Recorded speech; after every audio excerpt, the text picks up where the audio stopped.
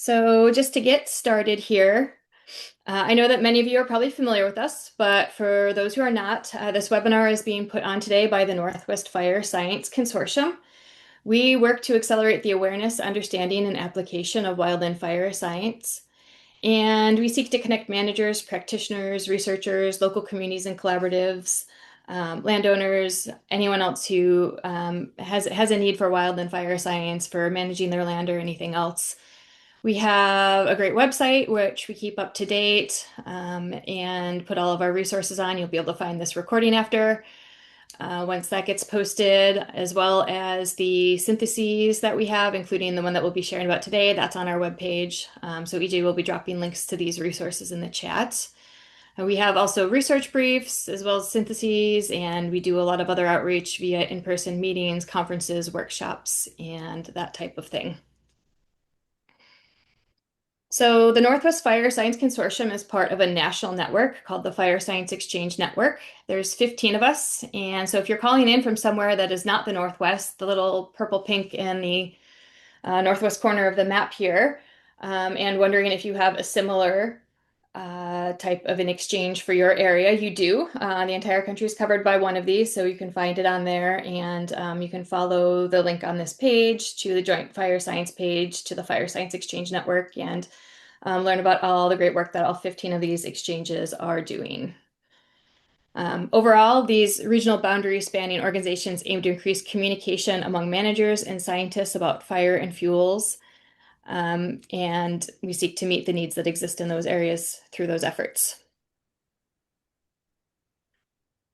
One of the best places to keep in touch with us is to sign up for our newsletter. There is a QR code on here, and EJ will drop the link to the sign up form in here. That goes out once a month. Occasionally, we have a special edition for new things that come out or time-sensitive things, but we encourage you to sign up for that, and then you'll hear about all these webinars that we do, as well as all the other great resources we do.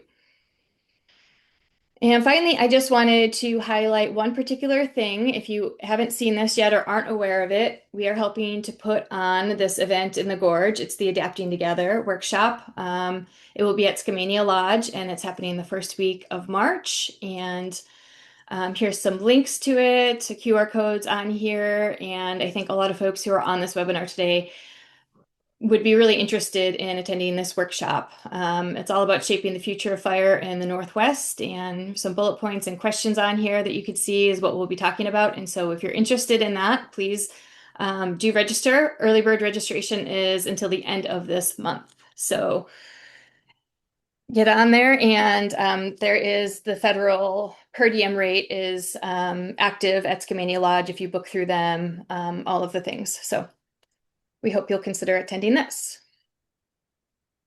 All right, so thank you for hearing about us. I am going to hand this over now to our presenters today, who are going to talk about wildfire risk products.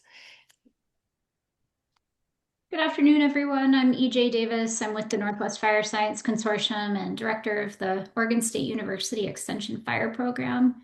I really appreciate the turnout. I recognize how busy it is during the holidays, so thank you for coming to be with us today. I just dropped a link in the chat to where you can access, if you have not yet, the review itself that we'll be talking about today. And you can download that document there. So I'm just going to provide a bit of intro and then turn it over to our other co-authors who are going to talk through other aspects of this webinar. What are wildfire risk products? I should have set up a poll to see how many people felt they could answer that question. But these are forms of analysis that we're hearing more and more about as wildfires become more frequent and more intense, and there's more concern about how they're going to affect different values. And they look different, as you will hear us repeatedly say today, but they often use simulation models, data, as well as expertise about fire and fuels management, and put them together in a tool that helps us understand how likely fires are to happen, how they'll behave potentially under different conditions, and how they might affect values at risk. So that's risk products in a nutshell, and they can be really helpful and inform decision making in a lot of ways. For example, different kinds of risk analysis have been used for a long time in incident decision making.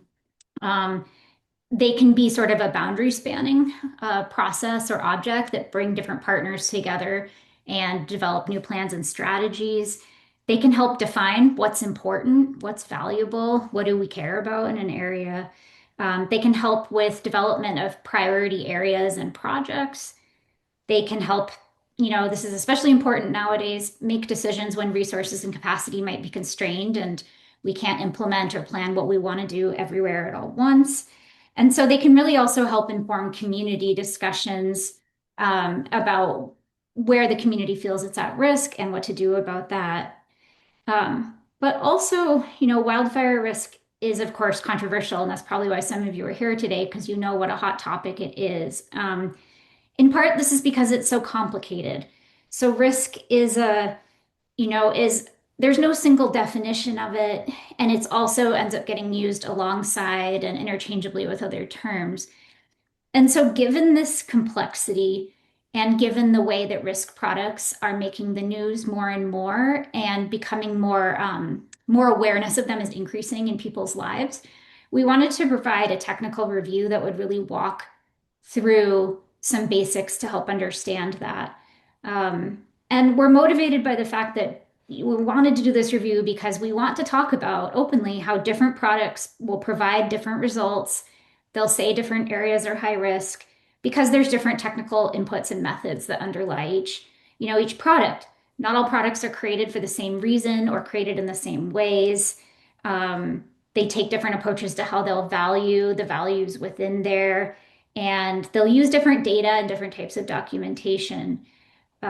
And something we'll talk about a bit in this webinar today is that these risk products are the most effective when they're used in an informed way, meaning the limitations and opportunities of a particular risk product are understood, and it's one of multiple sources of knowledge and insights used in decision making.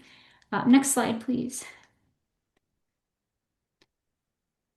I mentioned that one of the challenges of risk is there's no one definition, and it's also sometimes used interchangeably or confusingly with other terms. And I think a lot of you understand the definition that is here, and I apologize for the low res, but I just wanted to say, as a framing point, right, wildfire itself is a hazard. And when you map wildfire hazard, you're trying to understand where a fire is likely to occur and how intense it might be, regardless of what values are present on the landscape. So without identified values, in a sense, there's no risk. You need values to have something at risk. Um, in contrast, when you're trying to understand risk, you're looking at how wildfires might affect values in a defined geographic area. Those values can be natural resources as well as human assets and things that are important to us as humans.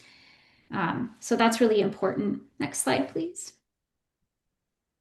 One thing that we do in this, as you'll see in this review, is we break down like a little bit under the hood of what these risk products are. So this figure shows the different pieces and processes that go into wildfire risk products generally. Again, noting that each of them are different.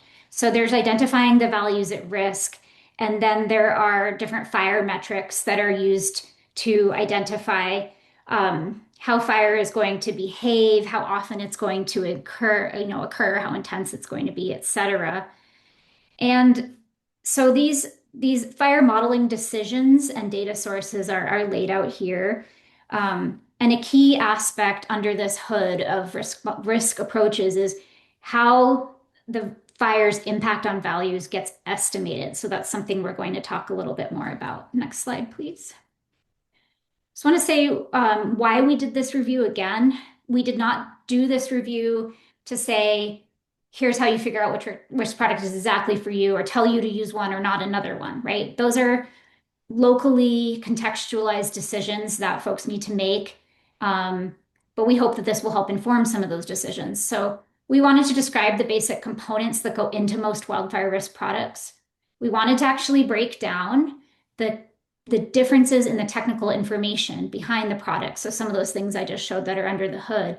And then we want to provide some considerations for those who are using or looking to use risk products. That's really important. Next slide, please. This webinar today will not be walking through every single page of our 62-page document, and you're probably glad about that. The purpose is to kind of introduce this product and open up questions about it. And also because it has a lot of information and it is a technical review to help you orient yourself to how you might use it.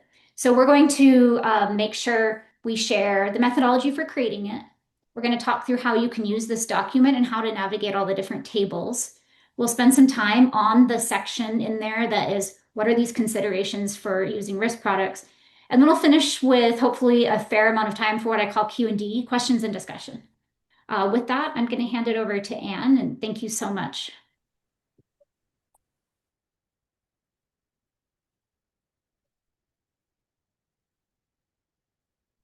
Yeah, thanks, EJ. That was a great intro. So my name is Anne Schlisky Hunt. I work for Oregon State University in the Institute for Natural Resources.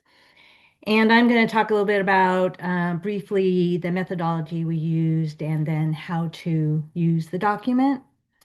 So we started out with an original list of about 25 products, risk-related products that we knew about, that we found online through an internet search, either using the term risk or hazard, or it had data in um, applying to Washington or Oregon or both, and that products that had available technical documentation. So we thought those criteria were really important. And so we filtered an original list of 25 products and wound up with 11 that met those criteria, and one that we also reviewed that did not meet the criteria. Next slide. Um, there were some products that met those three criteria that we did not include, such as the USGS Wildfire Hazard and Risk Assessment, which is a clearinghouse of risk products. It's a really valuable tool if you've ever looked at that. It is a compilation of risk products. And so if you're in a particular area or have a particular concern, you can get pointed to a risk product. But we didn't include it because it didn't really fit the format that we were looking for. Also, the 2024 Forest Service Risk Monitor had limited available technical documentation. It was also fairly recent, so we didn't include that one. And then the National Association of State Foresters Communities at Risk reports, they lacked sufficient methods and documentation to include that. So we did not include those three. There was one that did not meet these conditions but was included, and that's the Oregon State Wildfire Hazard Map. So it did not meet the conditions, as EJ pointed out. It does not assess risk necessarily, it assesses hazard. This was the product that was created and refined and eventually repealed by Senate bills, Oregon Senate bills, and it's received widespread attention. So we wanted to include that in the suite of products that we reviewed. Next slide. There were a bunch of risk products that we did not cover or include, and those were commercial products that a lot of them are used by insurance companies and real estate companies to evaluate risk. Most of them require fees to access, so we didn't really want to include those. And they also had limited available detailed technical documentation for the public, so we chose not to include those. But there's quite a few risk products that fall into that category. Next slide. So as part of our methodology, early on, we asked developers of these types of products to give us some input on which ones to review, as well as what are the key attributes that we should be reviewing and comparing. Once we had a draft document, we got some professional review from about 9 people. And that review was focused on clarity of the document, accessibility of it to users. And then after we came up with a final document, we got 4 anonymous reviews by experts in the field. Next slide. So as I said, we came up with a final suite. This is the list of products that we reviewed. The yellow stickies are true risk products, and the blue one is the Oregon hazard product. So once we had the suite, we used the technical documentation um, and reviewed that documentation to then compare selected attributes across these products. And so the final document is a result of all of those methods. Next slide.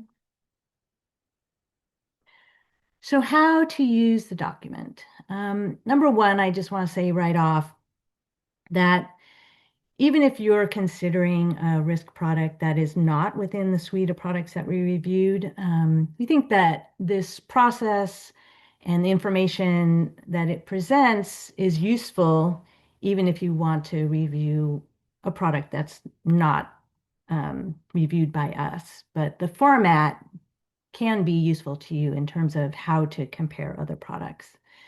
So the actual document is organized from the general to the specific. So up front, you'll see general descriptions of the methods and brief descriptions of each of the products and examples of how the products are used in the Pacific Northwest, as well as brief descriptions of those attributes, the little bubble graph that EJ showed you. Those are different attributes.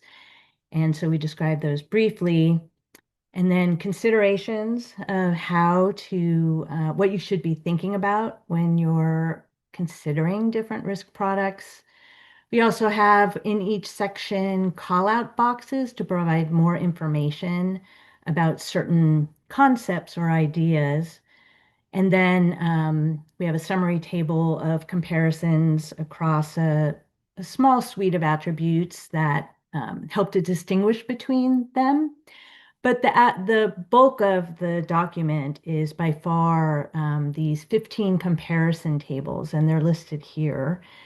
And so across each of the products, we go into quite a bit of detail about each of these attributes and how the products either are similar or different in these attributes. And so I find myself flipping back to those tables when I want to know more about a different product or how it differs from another one.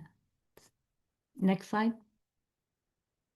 So here's an example of what one of those tables looks like. So and this is just an excerpt. It isn't all of the products compared, but it's an example of what you're going to see and how, say in this case, the values at risk, which values at risk are included in each risk product. And so that gets compared across each product. Next slide.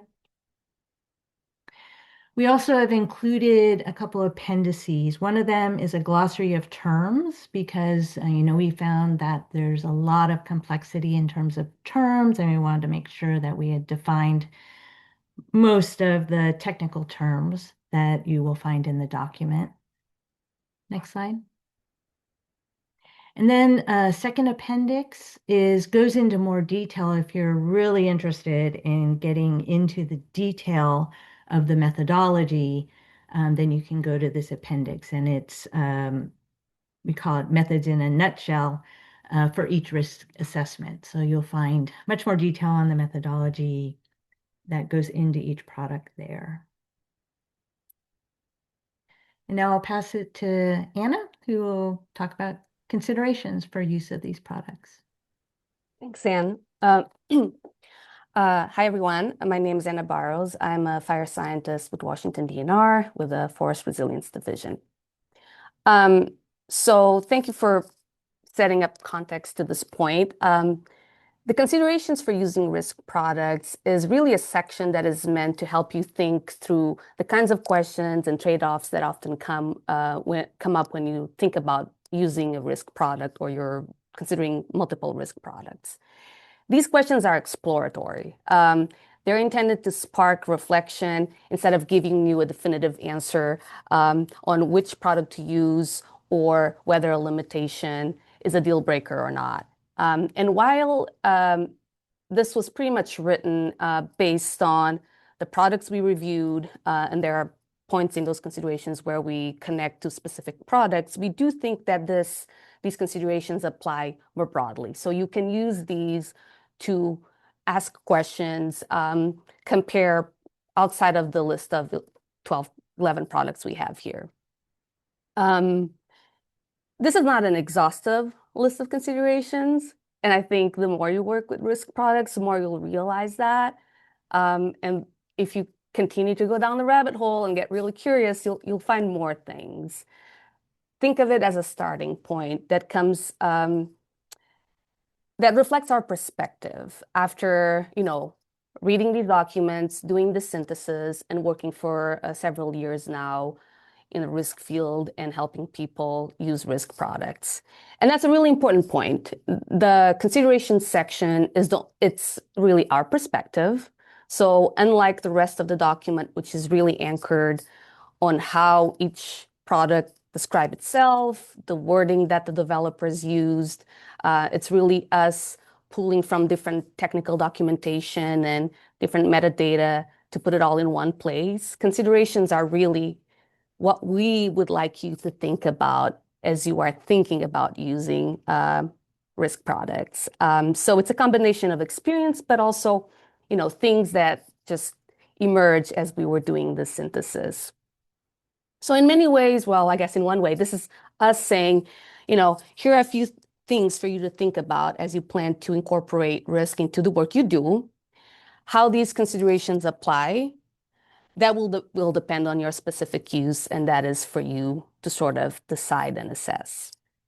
Next slide. Oh, actually, sorry, can we go back? So the considerations section has 7 specific considerations, but it starts with a bigger point. And that bigger point is that these products are different. They are built differently, and that matters. It matters because they're using different data, they're using different methods, they are meant to address different goals and purposes, and that means that they will look differently. You can look at the same patch of landscape, and you can have different risk products. So that's kind of the point of this figure here, where we pull a portion of Eastern Washington, and then we mapped how 3 risk products look like for that area. And the colors here go from, as the colors get warmer, you have greater risk, and it looks different. It presents different degrees of risk. And one might think, well, surely one is wrong and the other one is right. Not quite, right? These are representing different values. They're combining those different values differently. They're mapping values differently. So there are decision points in how these products were created that explain these differences. And that's a good thing, because it means that more likely than not, there's a risk product out there that is really good for what you are planning to do, or at least good enough, if you will, right? So that diversity in approaches is actually a positive thing. But it also means that one needs to read the ingredient label before pulling that risk product off the shelf and putting it in your cart, right? Users need to invest some time upfront understanding what goes into it. And the goal of this product that we did here, the synthesis, is to be able to streamline that process of reading the ingredient label, right? To give you the ingredients for these 11 products up front, and then give you some things to think about how that product aligns with what you want to do and meets your needs, and how can you be better equipped to then communicate why this one, how you're using it, what are the strengths, what are the limitations to the audiences that you have to communicate that to. Now, next slide. Okay, so we have 7 sort of main considerations. Like I said, there's probably more. But the first one, and the one that I think is really, really, really important, is risk to what? So this is really about when there's a risk product, the first thing sort of that I think folks need to think about is, what are the values included in that assessment? Do they are all the values in that assessment relevant to what you want to do? Are they mapped in a way that resonates with what you know about that landscape? How does that decision of what values go into the risk assessment affect all of the other design decisions? And the values that are included in the risk assessment really relate to everything else. It relates to spatial resolution. It will relate to purpose, whether you're regulating, whether you want a risk map for fuels management. So values is really critical.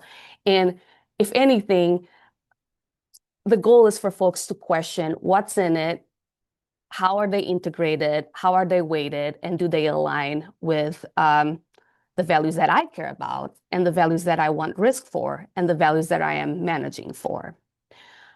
Next slide. The second consideration really touches on this idea of risk over time. So as better models are out there, as we understand better how fire spreads, burns things, how as conditions on the landscape change, right? Either because we treat, we expand the WUI, fires happen, risk products need to get updated. And this is inevitable and, desirable, but it can pose challenges when you're trying to compare different versions of the same product. You might end up in a situation where you're comparing apples to oranges, and where you have a change in risk in the more recent product, and you can't really untangle whether that difference in risk is because your model is better, is because your fuels data is better, is because your other decisions that are judgment decisions change the way your risk maps or is assessed. And that might not be a problem for a lot of applications, right? You might just say, I need the newest risk map and I don't really care how it relates to past risk maps. Situations in which this might be a limitation are things like, you want to show good work that was done relative to risk 5 years ago, right? And you want to show how the value of your investments, and you need to be comparing the new risk with an old risk. You can always use additional methods of looking at how risk and hazard are changing out there in the field and combine that with risk. But if comparing risk over time is important for your application, then you really need to sort of keep track of which products and how the versioning is changing and how the inputs are changing. Next slide. Okay, so third consideration, and this was a challenging one, is how trusted and accurate are risk products? So there are a few key things here to highlight. So the first one that I think is really important is that there is no neat pocket-sized tool to measure risk, right? There's no measuring tape, there's no scale. Risk is about the future, and it's a mix of data and judgment and context. So there aren't a lot of validation studies on risk maps. More often, and it's not often, validation will happen on specific components of the risk map. So say a hazard map or the fuels that go into the hazard map, but not the actual risk map itself. So it's hard to say this risk map is right because we have no true way to measure that, right? On top of that, risk is an intuitive concept, right? We all, maybe not we all, but people have their own perceptions of risk. And certainly people that have lived in fire-prone areas and have fire experiences, they assess their own risk and they make decisions accordingly. So throw on that the fact that some risk maps might be used regulatory, the perception that risk maps affect things like insurance rates and mortgage. And you really have a combination of things that lead to potentially conflict and significant scrutiny on risk products. So That's a tough one, right? One of the things that we highlight is that there is a need for more validation work. There is a need for more sensitivity analysis, meaning there are many decisions along the development of a risk product that affect how the map looks like in the end. And sensitivity analysis is a way for us to say which of these decisions weigh more on the final product. Is it the fuels? Is it the weather? Is it the historical fire regime? Whatever it may be. So we need more of that. But even with that, and even with best practices on how to do these things collaboratively, which is consideration number 4, I think there's also probably a need to come to terms with the fact that overall universal acceptance is unlikely, right? And that maybe the success of a risk map should be measured in terms of, is it driving the action that we want to see out there, right? Is it meeting its purpose, whatever that purpose may be? Next slide, please. Okay, so related to what we were saying about can they be trusted, can they be accepted? One of the components of building trust in risk products is through building trust in the process to get to a risk product and in the developer, the agency, whoever it may be. So, and that can be challenging because it can be challenging to strike a balance between communicating really dense and technical aspects on the strengths of limitations of a product in a way that also ensures that information is accessible and helpful, right? In a way that people understand that are not technical folks or fire scientists or whatever it may be, that they understand what does this mean and what is the decision point here, right? And there are also social factors on top of that, like existing conflicts or perceptions of existing perceptions of what risk looks like or distrust in the agency that is putting forth this effort. So there are some good steps that emerge from literature on how to create conditions for success, right? And those generally are, engage early and frequently. Um, be very clear on intent and limitations and the evolving nature of risk. Basically, what we know and what we don't know, and provide ample space for both local knowledge and context to be integrated among others. And that's kind of what we expand on consideration number 4. Next slide. Oh, this is a really good one. So customization is actually a really good way of taking an existing risk product, something that is out there, and make it tailored to your needs. So there are many ways that you can make small changes into a risk product and make it better for your specific region. That really depends on what needs to be tailored. It really depends on also having the resources, the technical expertise, and resources to do that. Depending on what you want to do, it might require a lot or just, a little. Examples of customization are things like, the values at risk or the value that you care about is not really well mapped. So, maybe the original product, it was mapped at a regional scale and you have better data locally. It's depending on the product, that's a fairly easy thing to do. Or maybe your risk is an integrated product that has 3 different values at risk and some weighting scheme was used that you don't think reflects what you want to do or the reality of your geography. Very easy to fix. Changing thresholds, basically, determining the thresholds that decide whether, a class is red or yellow in the risk map is also a very simple thing to do. And relating those thresholds to your geography is also a common customization. So it requires obviously that folks spend some time understanding where there's misalignment and what would be the trade-off, right? What do you need to do to sort of make that more applicable to your area of interest and your problem? Next slide. Okay. Uncertainty. We touched on this before, But on this consideration, we really kind of expand a little bit on the types of uncertainty, is really focused on what we don't know. And there's a lot that we don't know. There's a lot that we don't know.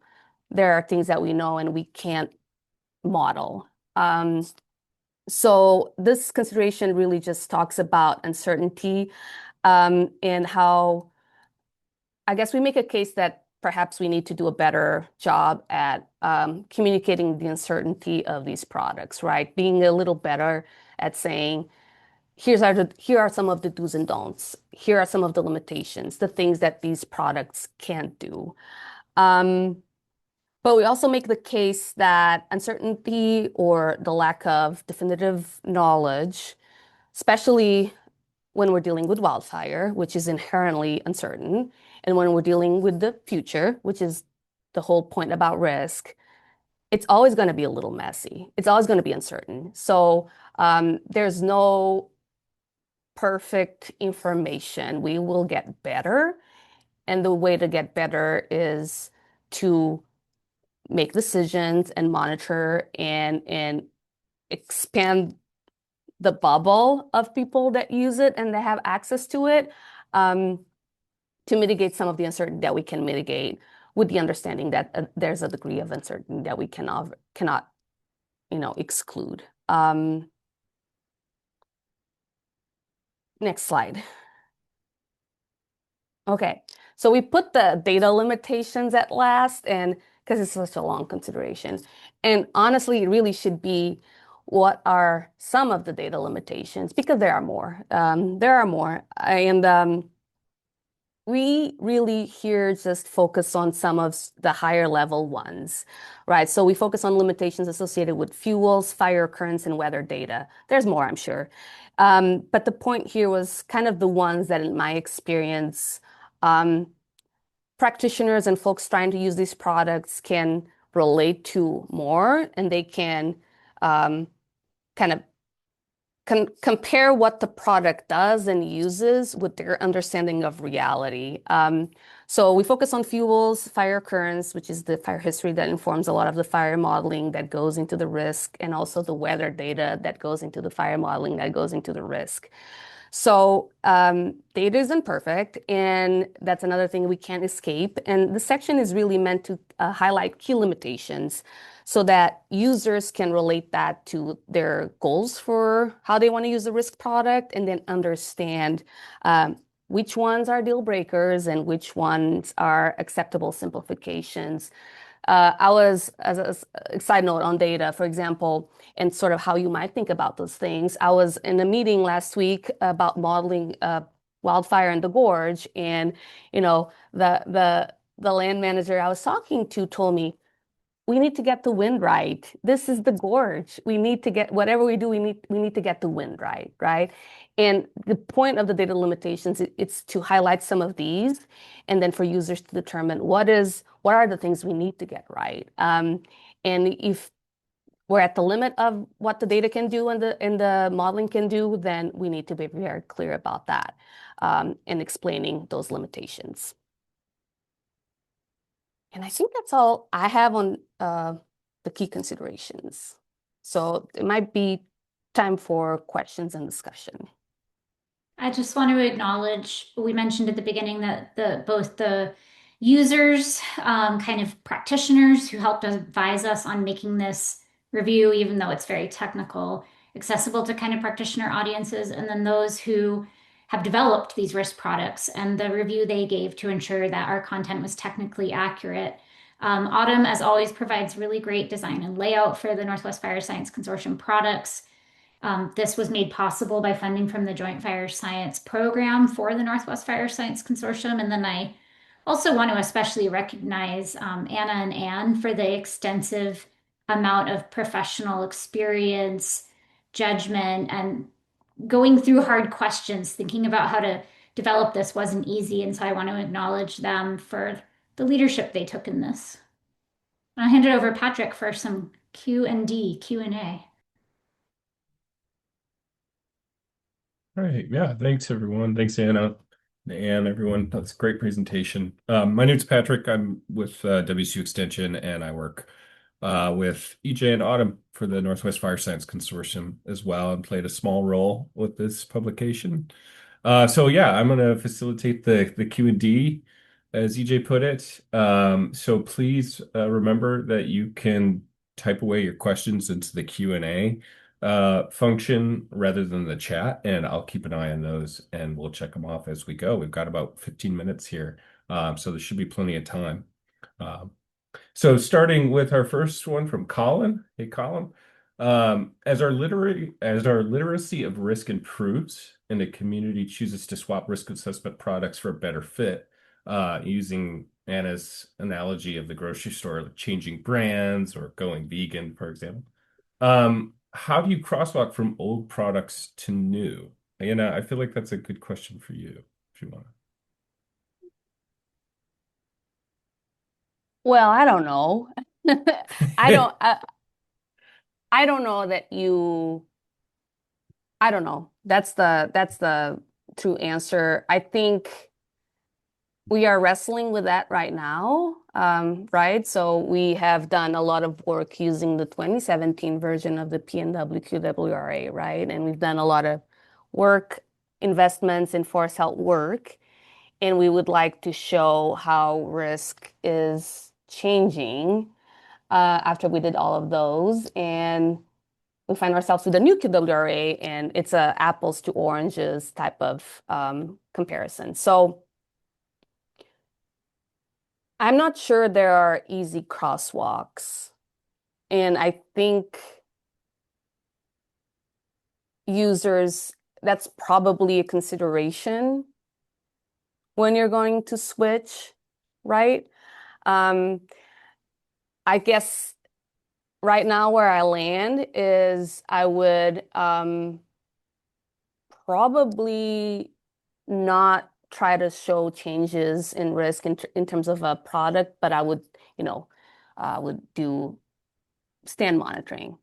I would probably I probably would use complementary sources of information because I think I don't want to say can't be done because I'm sure there are creative, smart people out there that will find a way.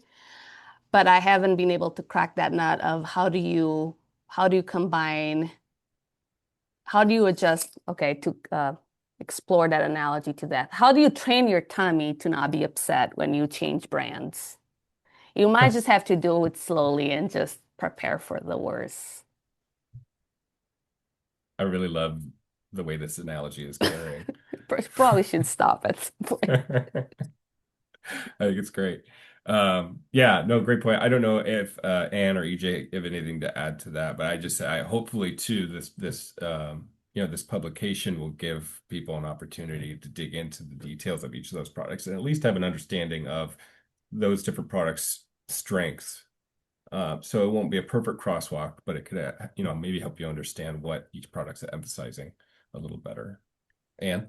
Yeah, I might just add, I was random thought that I think we face this a lot in a lot of different contexts, at least in my world. We do a lot of assessments and the tool changes through time, or some other piece of your assessment changes through time. And probably the most important thing is just be aware of it.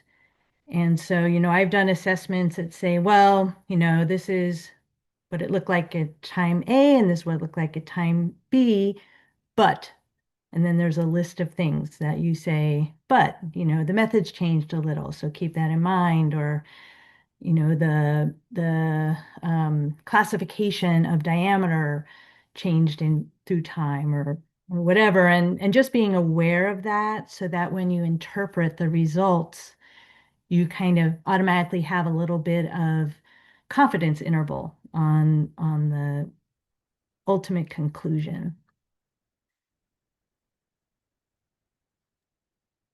Thanks, Anne. All right, so let's go to our next question.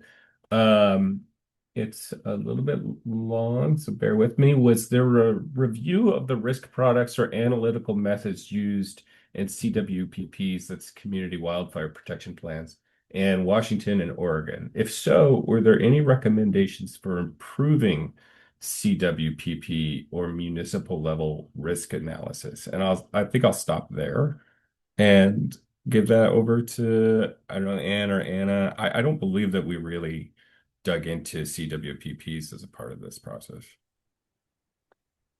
No, we didn't. And I guess that's a good point because I think it's a fair assumption to say that CWPs, maybe some of them have done sort of their own version of risk.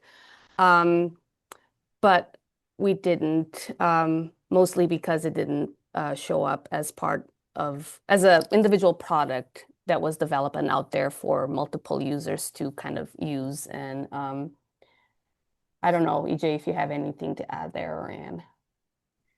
I don't have anything to add except I think that's a very good point. This is Mm-hmm. when the rubber hits the road for a lot of people, is they're trying to really have a CWPP that feels really real and based in the attributes of their area.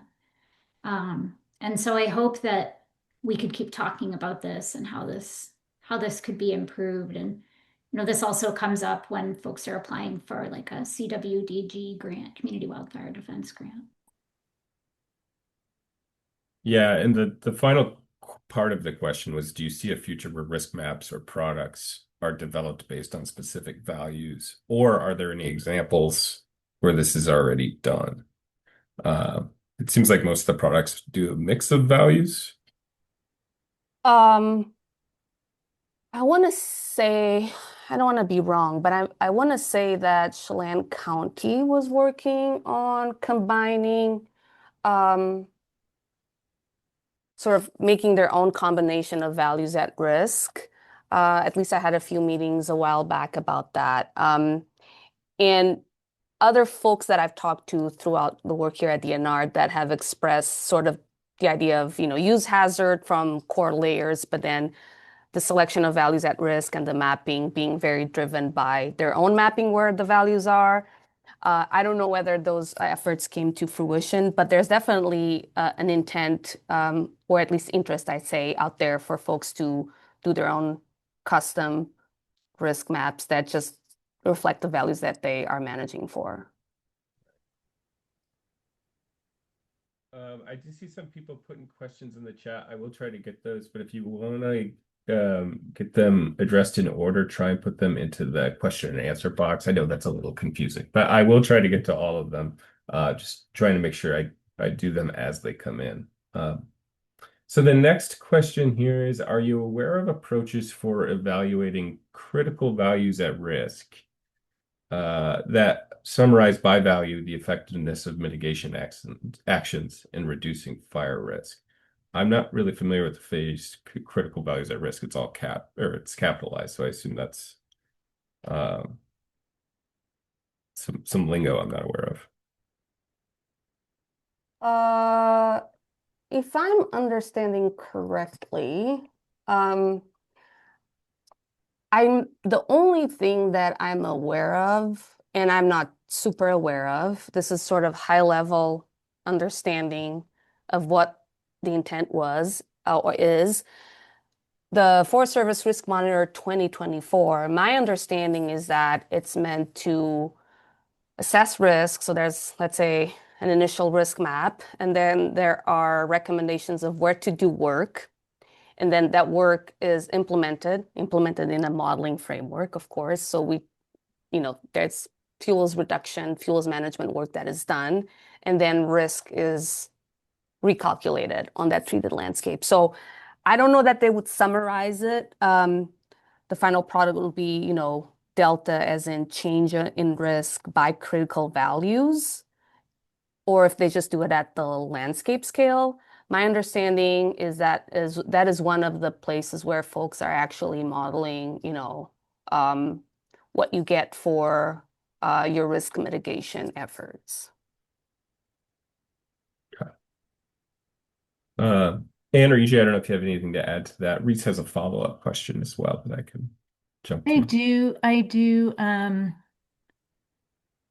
I think that IFTDIS can also be used in that respect where you pre and post treatment, you Yes. can get risk values for that. And it's also, you could change what values you put in there. So, if you want to do one by one and do comparisons, that would essentially be a summary by value.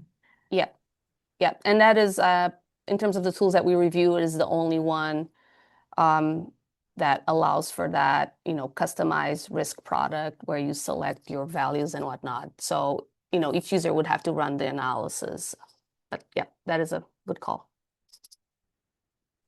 Okay. Reese's follow-up question, which kind of speaks to your example about the gorge and the importance of wind. Is there much work being done better understanding where there is greater likelihood of high wind-driven events?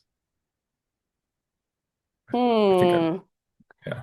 So there's a paper that just came out that I think touches on that, and I think it's framed with the Labor Day fires. I think Cliff Mass is the author. I am not aware of any specific efforts ongoing for looking at that. No, not that I've heard of or any recent work.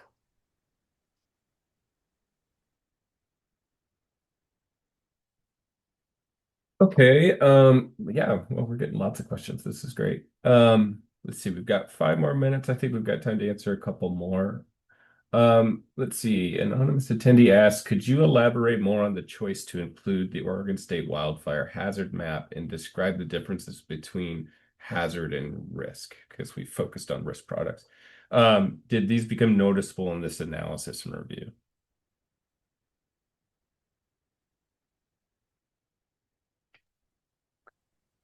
Yes.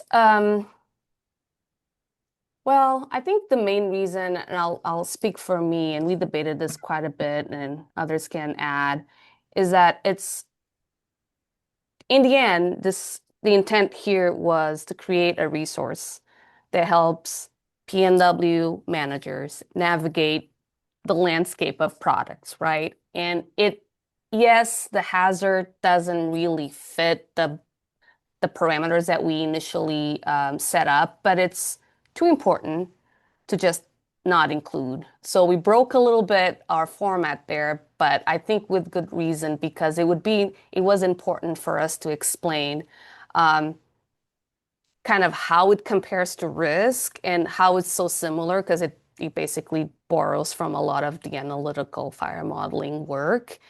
Um, that it would be worse to not include it, even at the expense of not being, 100% consistent. It was too important that it needed to be brought up and compared, if nothing else, because of how relevant it is to the state.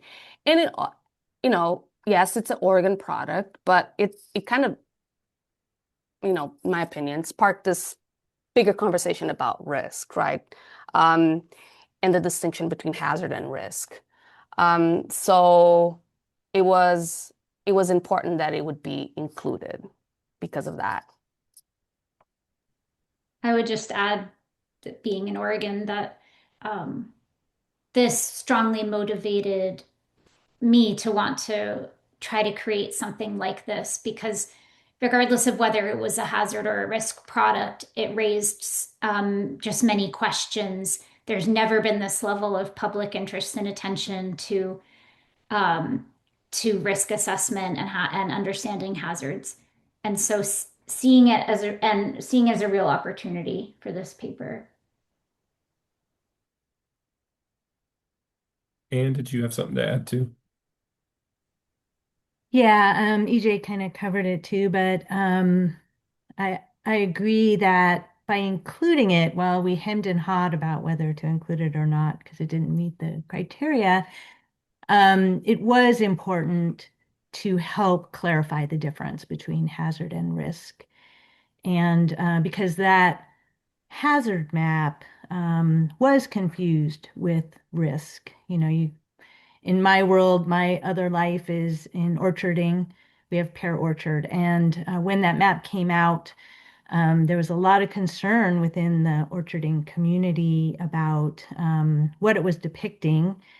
say, our orchard is surrounded by forest of, you know, would be considered high hazard, yet the orchards themselves, there isn't much risk to them because we irrigate throughout the summer months. So, I think it does, by including it, does help clarify the distinction. And when it was first released, it was actually called a risk map, which was then later clarified. So that helped create some confusion. Sure. Yeah. Well, I think we've only got about 1 minute left. I don't know if that's enough time to get into another question. Do we have any closing statements that we need to address before we sign off? Um, it really helps the consortium if you respond to a very quick, I promise it's very quick, survey that Autumn has put in the chat. Just take a minute to grab that link, and you can always do it later, but promise that it's very quick and it will help us improve future offerings and understand what your interests are. It will also Yes. automatically show up when you log off, but if you have to run to your next thing instead of just shutting it down, just consider taking it a little later. Thank you. Yeah, we definitely want your feedback, and it is quick and painless. Um, Well, awesome. This was great. I did want to point out that the email addresses for all the authors are here on the screen. Hopefully you noted that. So if we did get your questions, I'm sure that none of them would mind taking a question over email. Unless anyone of the panelists have anything to add, I just say, thank you all for attending, and thanks to Anne and Anna and EJ for a great presentation. And I hope you have a great rest of your day and great holidays. Thank you so much. Thank you, everyone. Thank you, Autumn. Thank you, everyone.